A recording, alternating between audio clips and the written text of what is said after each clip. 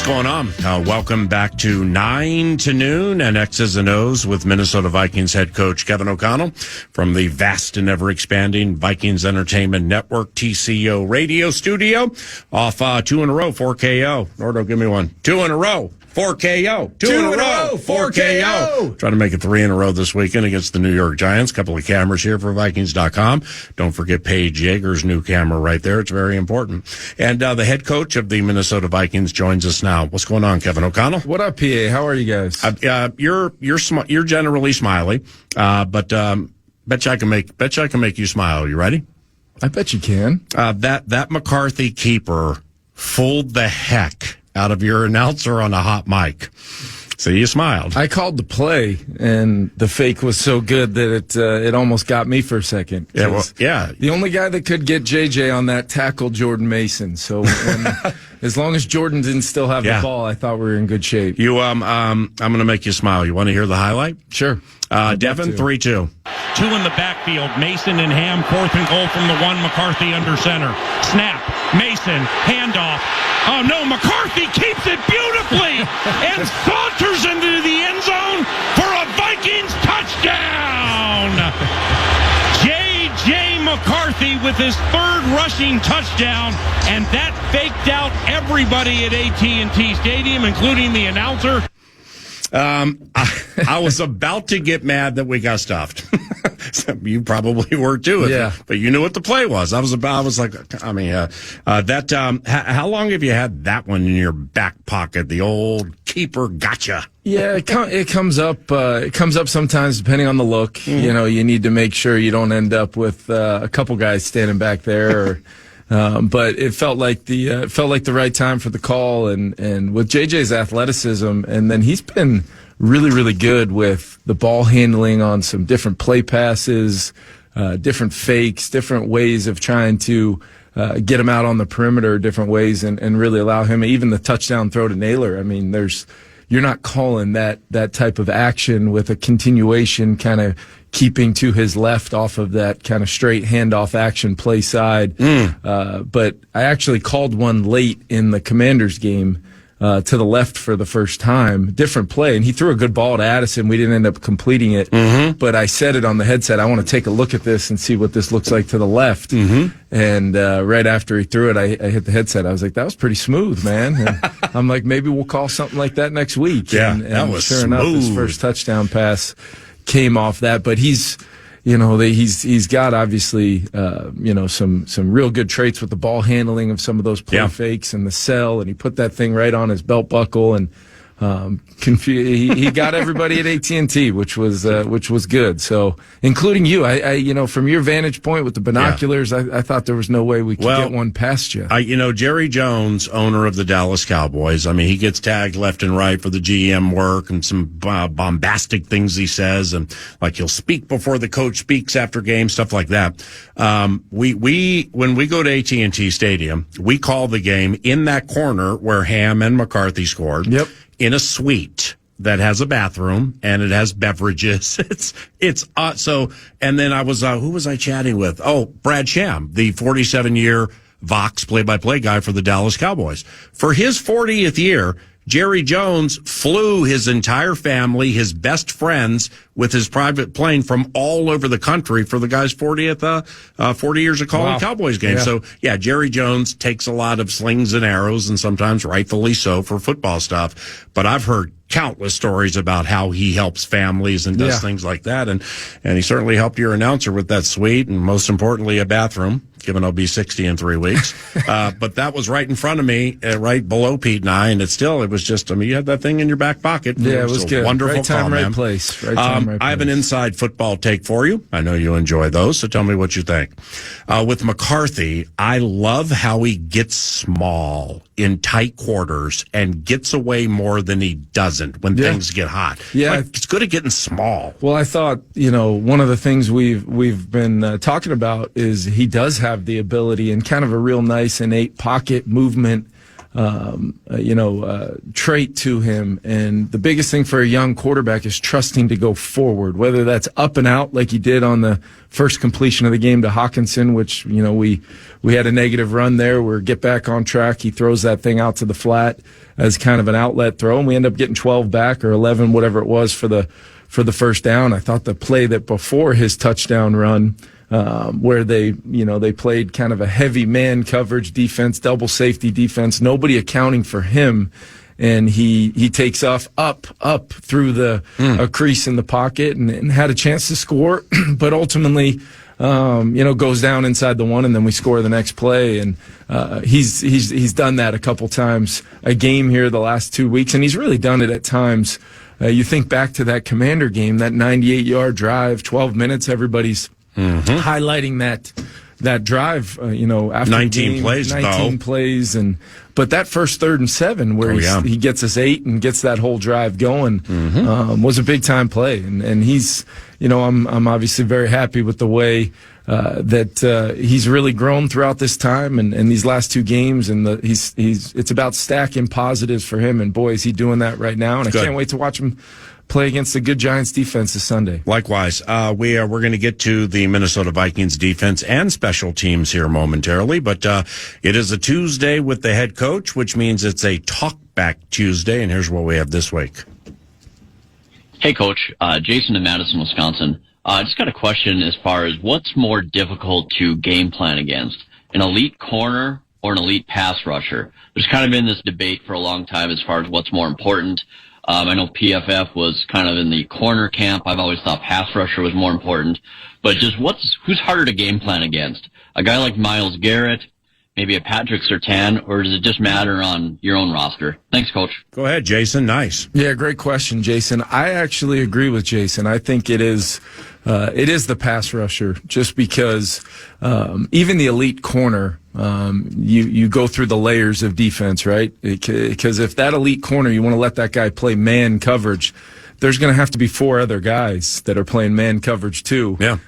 Where you can use different tools and tricks of the trade formationally, stacks, bunches, motions, fast motions, to try to make that guy's job hard to cover the player he's covering, more than likely Justin Jefferson against us, and we have ways of trying to help Justin find some space and get on edges and run away from people, or they're going to play zone coverage, and maybe that elite corner has great ball skills or great zoning eyes, but in those instances you can get your best player away from that player by motioning and understanding that he may match to the side of the field that he's on. But how many games have you called where you say Jefferson motions from left to right?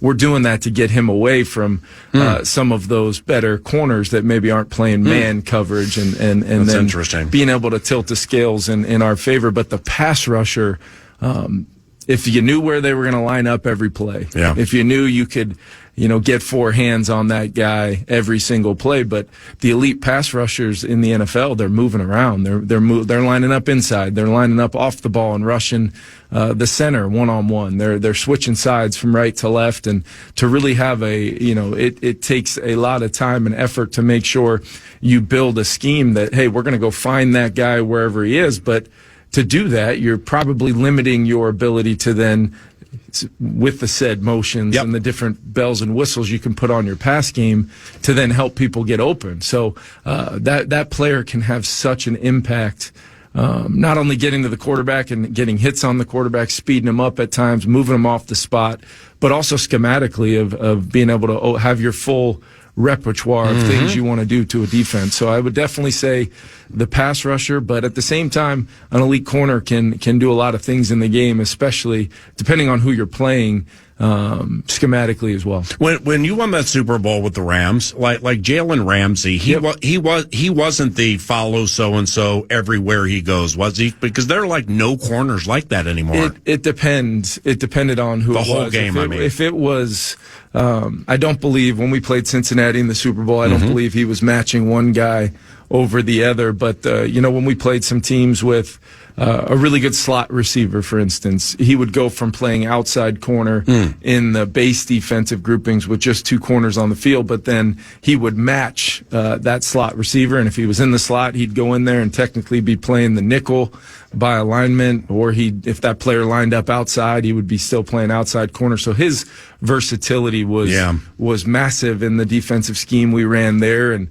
I think it's just, it depends the player, the skill set, the every down skill set. Yeah. If they're going to be truly a versatile piece, they're going to have to be able to tackle as well, and all those things lead to how you can use those players. This is Kevin O'Connell. This is X's and O's Weekly on 9 to noon, FM 100.3 KFAN. And if you're listening back on Wednesday evening, it's the KFAN Minnesota Vikings Audio Network. Now, with off the scholarly approach to football, off the acumen and or DBs, Harrison Smith, what goes into Harrison Smith being so well prepared for games? Well, first and foremost is the experience he has. He's seen it all.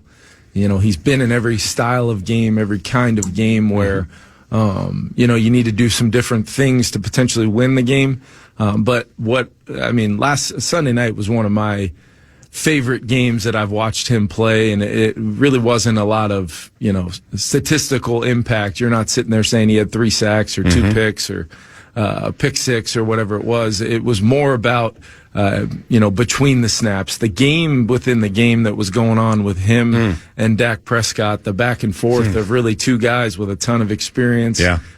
Really both guys having the keys to do just about whatever they wanted. That's great. At the line of scrimmage, and the game between those two guys of essentially Harry is, deciding in the moment, with the way Flo kind of empowers him to do so, whether we're going to send 6 or 7 guys on a pressure, whether we're going to show that look and drop out and play a certain kind of coverage, that's really totally in Harry's command, and he's gauging it off of what he feels instinctually the offense and most importantly the quarterback is trying to get to as that play clock goes lower and lower and lower. And it was fascinating to watch the way the back and forth went, and Harry did a phenomenal job. It was fun to watch. So being somebody like that, I've heard it a million times. Maybe it's like this here. There's a play for the quarterback and then like 5 tentacles off of it. You know what I'm saying? Give or take. Hopefully I'm explaining that the right way. Yeah. Defensively, is it the same thing? Hey, green dot guy or hitman, here's the call and 5 off of it. Yeah, it's really, at one point in time in the game, the way Flo was calling it, Harry had a menu of things to get to off of the initial look. And if the initial look presented itself where Harry liked staying in the initial call, great. But then he could Rolodex some things off of the looks we were getting. So it very much was as close to, you hear the term quarterbacking the defense. It was, I'd like to see anybody else in the league, as far as total command and control of how we were playing defensively. I don't know if it exists, in our league between what Flo's built defensively and then the ownership that Harry has over how we play. And Dak, man, he was playing to that microphone Sunday night with the "here we go" and like all that, and then you have Cam Newton back in the day with the "ready." Yep. Well, like when you were at San Diego State, what was your bet? I blew 316 or something. That was a long time ago. Like did your voice ever crack? Oh, of course. Yeah, I know. That's taxing on the voice. Here we go. Playing in front of those packed houses in the Mountain West, you really had to have the voice inflection. I'm no idea how it graded out in totality, but the moving company, offensive line, the moving company Sunday night personified, in my estimation, a proud group of men swinging first and pushing them around when required. Yeah, it was. We knew it was going to be. Look, everybody. It's very easy to look at a stat sheet and say, hey, the Cowboys have given up this many runs or this much yardage a game running, but things changed when they acquired Quinnen Williams. Yeah. They now had, they have 3 interior D linemen, I believe over $20 million each. I had no idea how good and fast Odighizuwa was till watching him live. And then Vikings fans know Kenny Clark very, very well, obviously. Maybe one of the best interiors, if not the best in football. Especially when they let him jump offside on the first play of the game. That's super cool. Believe it or not, he was not offside. Really? Yeah, I watched slow-mo. Oh, he just absolutely won a game especially early, before we could kind of get the building settled down with some Vikings, execution. It was loud early. Yeah. And he jumped that kind of silent cadence from underneath the center. And, well done. And he was not offsides, but we knew it would be hard to run against that front, and we knew that there would be moments in time where we were, really running the football for the sake of balance and to potentially set up some of those explosive pass opportunities, which we were able to get in the game. And I thought that was critical to still have that many rushing attempts and a commitment to it. And then I thought we had some unique ways of getting the ball on the perimeter. C.J. Hammond there at the fullback position and kind of pseudo showing some inside run, but then flipping the ball to get it outside, and different ways of trying to keep them off balance where it's not a very easy to just run straight downhill on that front. It's not that kind of front anymore since they've stacked that interior so well. That's why I was walking around Saturday and Sunday going, Odigizua, Odigizua, Odigizua. It's a different kind of name, but you 97. Yeah, well, you're right. You can do that on radio. We can't. Is it insulting if somebody says to you, okay, now where the record is with no playoffs on the horizon, is it insulting if somebody says to you, quote, hey, great job, you really have them playing hard, end quote, in a season with no playoffs or making the playoffs has kind of been a long shot for weeks? Do you find that insulting? No, I mean, what I view it as is it's absolutely a critical part of who and what we want to be. This is the first time that we've been at this point in the season where we're technically now officially eliminated, and it hasn't happened. Even in 2023, we were playing all the way down the stretch with a chance to have some things go your way and get a little help and possibly win that last game and get in. Yeah. But to me, it's about. We've talked a lot about culture, during this time we spend together. And in the end, you've got to build an organization with a bunch of guys that love playing football and love playing with each other. And it's got to be about more than ultimately every year you come into this, you want it to be about, getting in the dance and having a chance to bring our fans a Lombardi trophy. And for a lot of reasons and things that we've got to own this year, that's not going to happen. But that doesn't mean we don't want to win every last game we play these next 3 weeks. We got a chance to play our third NFC East team in a row and go on the road and get a win this week before hosting, two really good teams from our division back at US Bank Stadium that we're going to want to go try to win football games and finish off. I never think it's a bad thing, regardless of last year we went 5-0 in December. This year we've got a chance to go 5-0 in December, and winning in December is not just a year-to-year thing. That can have a massive impact on years to come for our organization, especially with some of our younger players that maybe haven't experienced December football before, and you'd love it to mean the most, and you'd love it to mean you're in the playoffs if you win this game or if you keep stacking those wins. But this has to be experience of time on task and going to win these games that will lead to really positive things in the future. And I'm glad you framed it up the way you did, personally speaking, and used the word culture, because I would look at it as a compliment if somebody said something like to you, and the players and the staff, because that's part of culture and giving fans a good show no matter what the circumstances are. And I bring that up because there are teams every week of late this time of the year just clearly lacking attention and detail and just getting killed, and I just know that's the culture here is very, very important. Your kickers and Andrew DePaula, and I notice we got some bagel shop advertising on you right now. If you get back to Baltimore, probably can get yourself an everything bagel with some cream cheese. But Andrew DePaula and the kickers have been just terrific and at a high level all year. It's like Ryan Wright's like taking out all of the frustration or anxiety from the Aussies and the Portland State guy, and Reichard might be kicking himself into the Pro Bowl, out kicking Aubrey the other night.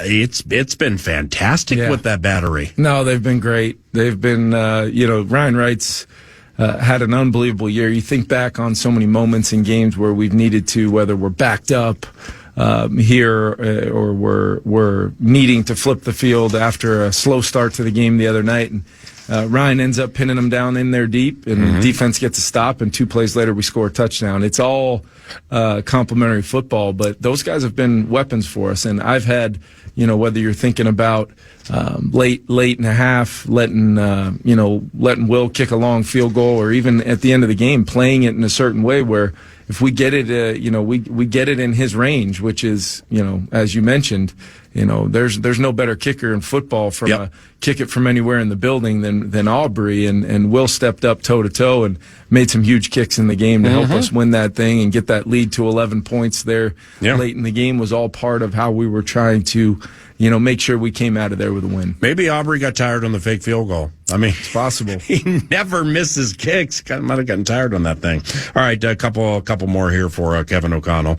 Eric Wilson. Okay, first and foremost, watching these things back, Eric Wilson and Blake Cashman, I mean, they just bring the proverbial wood when they're hitting people in these games, right? But Eric Wilson, and you probably know this, is Eric, when he came here, I was calling games, undrafted from Cincinnati, and he's been affable, for many years. His first deal, 2017 to 2019 with the Vikings, $558,000 a year. You got a $10,000 signing bonus undrafted. Let's go, E-Will.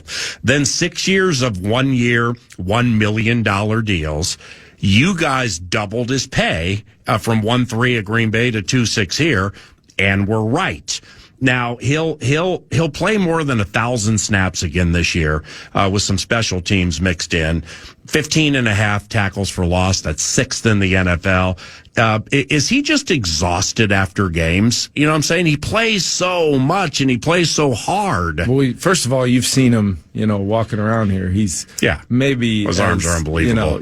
Just he never misses a day in the weight room. It seems like that's a good joke that I walk by him every day and ask him if he skipped leg day. And But people can lift weights every single day, like maybe you did back in the collegiate days. But no, you didn't. And that was more when it was beach season. But still, to get that look where it's like there's a band tied around your arm, the Superman look. But what people, last year in Green Bay, he played a lot of defensive snaps. We played against him in 2 games where he played almost significantly as a starting linebacker with some of the injuries that they had.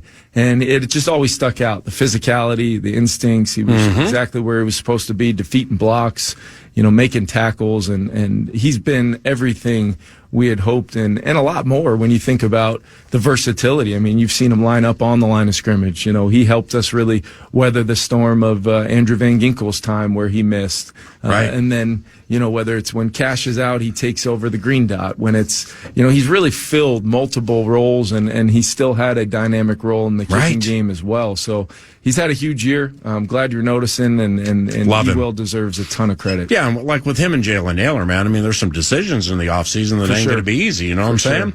All right, couple to close here for Kevin O'Connell. Byron Murphy Jr. needs a pick. All right, 18 consecutive without one. 19 is a career long for him from Arizona to here. You think maybe he gets one in this final road game? I think maybe you just spoke it into existence. He almost did against Dallas, too. I'm pulling for him, man. Yeah, no, he's been close on a few. Yeah, speaking of playing a lot of snaps. We got our hands on a football or two. We got a couple chances at some tips and overthrows.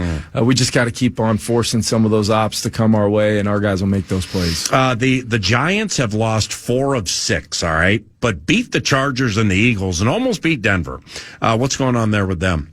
Well, I think you're seeing a team that, defensively, they're very, very talented. I mean, you talk about up front with Dexter Lawrence and Burns, and obviously they draft Carter high in the draft, and they've got some other really impactful interior guys, good middle linebacker in Bobby, and then you look at the Okereke? Yeah, and then they've got, really talented safeties that show up, both in the run game and in the pass game. And Holland so and defensively, those guys are keeping them in games. And then offensively, I think they've got, Jackson Dart's been, you can see it. It jumps out on the tape. He's demonstrated some really, really high level throws, the ability to attack the deeper part of the field. And then his athleticism's real, and they'll run them too. I mean, you're seeing designed quarterback runs that go beyond the realm of just zone reads and things like that. They're running quarterback counter. They're asking him to be a major part of their run game. And, they've done a nice job running the football this year. And they're at their best when they can be efficient running the ball and stay ahead of those those kind of distances where then they're not in 3rd and longs. They're not asking that O-line to hold up very long. They're getting the ball out of Jackson's hands.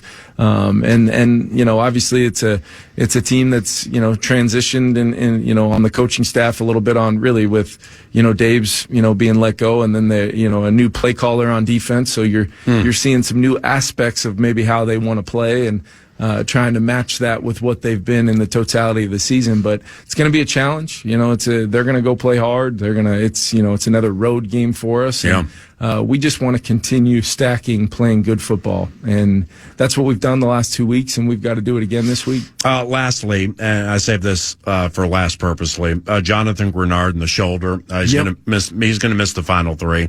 What does he mean to you as a captain for your team? Yeah, he's I tried to, you know, make note of this yesterday at the presser, but just when you have players like JG that are willing to come here and truly establish themselves as a foundational player, and he's so talented and he's so explosive and impactful on the edges. It doesn't, you know, it's hard to get the quarterback on the ground these days with, you know, both the athleticism of these guys at the quarterback position, but then the rules that are set up as well.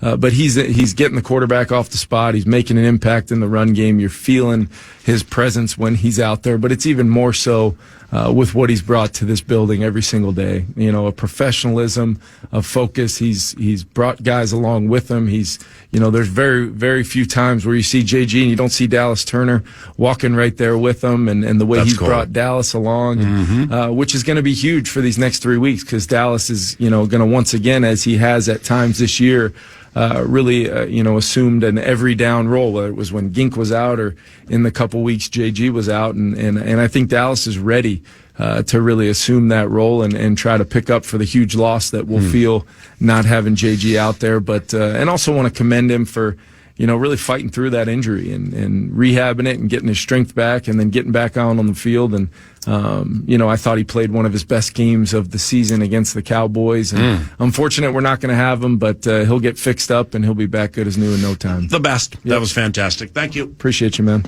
You too. Kevin O'Connell, head coach of the Minnesota Vikings, and I'm Paul Allen. That's X's and O's, and we're back after this.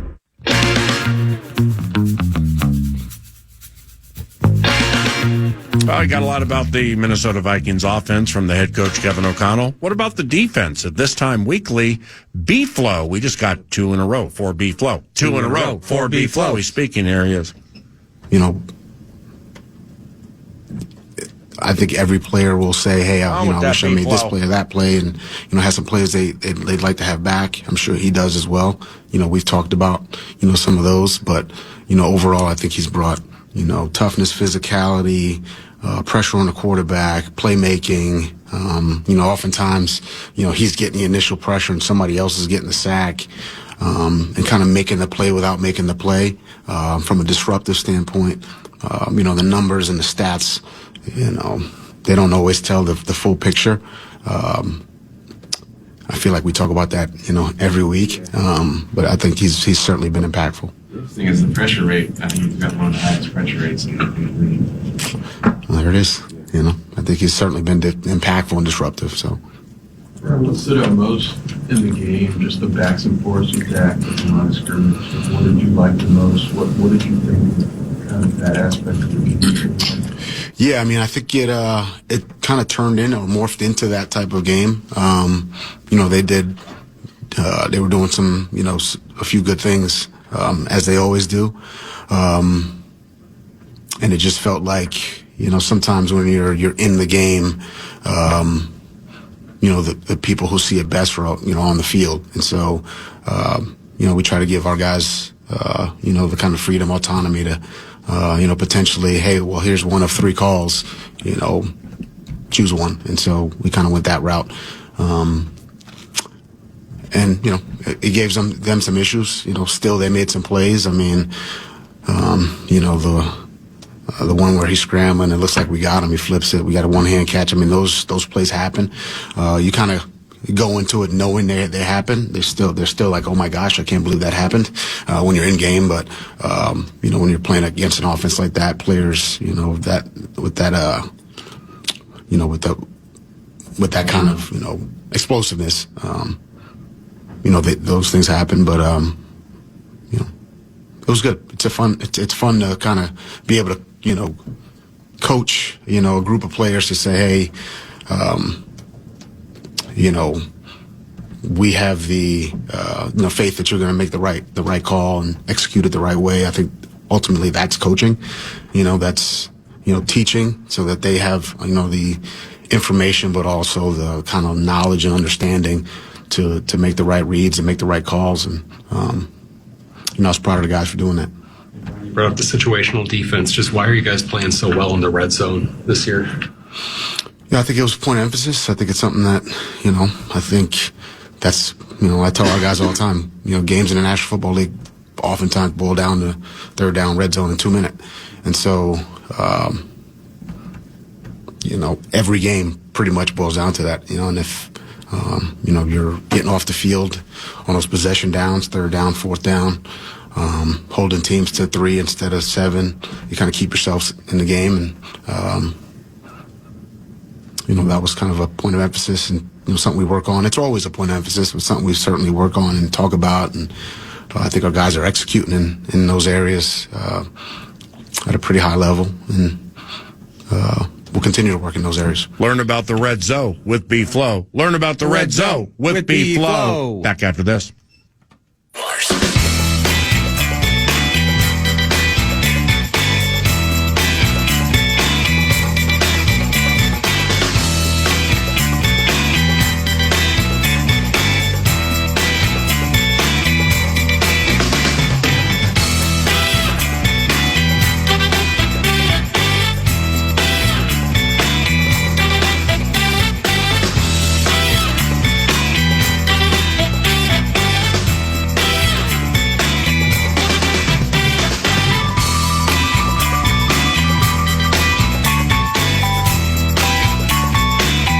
That NBA Cup tonight? Are you kidding me? Absolutely. I'm annoyed it doesn't count towards LFL. I think that's preposterous and stupid. But yes, Wemby the unicorn, man. I mean, it's just in certain areas where we're enamored with greatness. I think we should be in sports. This is something I just haven't seen before. So I haven't done enough of it early on in the season. He was out a bit with the calf, but anytime he's on prime time on national TV, I'm going to find a way to get it. It's going to be awesome. What do we think about Thursday night? That's we will talk about the Sam Darnold related pressure moments. And there have been some this year. That Vikings game for Sam Darnold, even though the Vikings had a losing record, believe it or not, was a pressure game for Sam against his former team. And, he got sacked 4 times in the game. Had a game earlier this season against the Rams, pressure game, threw 4 picks. And now he has the Rams on Thursday Night Football, but the Rams could be down some of their key offensive players. But that Thursday Night Football game, man, for the 1 seed in the NFC, was still with 2 to go after Thursday. But whoo, that's a nice one. No, that is the key, and we've talked a bit about this in terms of what the lot in life is for the NFC playoffs, and just a team like the Rams, if everything goes through SoFi, a team like the Eagles, if everything goes through Philly, the way that first game ended, and Darnold, in fairness to him, despite those 4 picks, was driving at the end to try and find that late field goal to beat the Rams in the first matchup, just couldn't get it done. Not having Devontae Adams, I wonder how much that matters. So he's not going to play? I don't think so. Wow. I forget, I think it's lower body. It's like a hamstring or something that he'd been dealing with. Short week, though. Thursday turnaround's going to be tough, but, Puka till we're satisfied. Whatever it is. We saw the Seahawks. Now, we were a little undermanned in comparison from specifically at the quarterback spot versus what Matt Stafford's going to be. But I think the Rams play this game just as intently because of them knowing what's at stake as well. So to say that this is Seattle's chance to get back, or it's Darnold handling a pressure moment, I think the Rams put a ton of focus and a ton of importance. They know what's at stake on Thursday night. It's going to be these sorts of matchups. That's why when you hear, the Mahomeses of the world getting injured or good teams being out of the mix, some of that's stolen from you in terms of the ability late in season. Our team's on the negative. It's 6-win radio, sadly, right now. But to this end, on a Thursday night, to be able to soak that in just as an NFL fan it's awesome. But I still like the Rams in this spot. And I can't get off of it at this particular point where I just feel like, and Philly could be on the come and all of those things. I just feel like the Rams are the best in class in the NFC, and you just have a ton of trust in the veteran leadership there with Stafford. But then in McVay, from a coaching standpoint, I think he has the answers on Thursday night to handle Darnold and the Seahawks. McVay is one of those cocksure coaches, and I'm a Sean McVay fan. He's one of those competitively arrogant, that's a compliment, and cocksure coaches where, like, he looked at the Lions last game, and he's like, and I don't have this for confirmation, but hey, you guys are really good using your running backs all over the place, Gibbs and Montgomery. Yeah. So what's he do? He puts Kyron Williams and Blake Corum on a combined 149 rushing yards and 3 touchdowns. Guys are pretty good at your backs. Watch me now. No, he's one of the masters in scheming and finding those matchups, and he's terrific at it, and I think they'll be good on Thursday night at it. Hey, thanks everybody for listening to 9 to noon, if and or when you do. Likewise for KFAN and for Devin Ward, who was guiding the Great Ship Love Covenant, doing a great job. And Nordo, I'm Paul Allen. God bless all of you and your families, and have a wonderful Tuesday.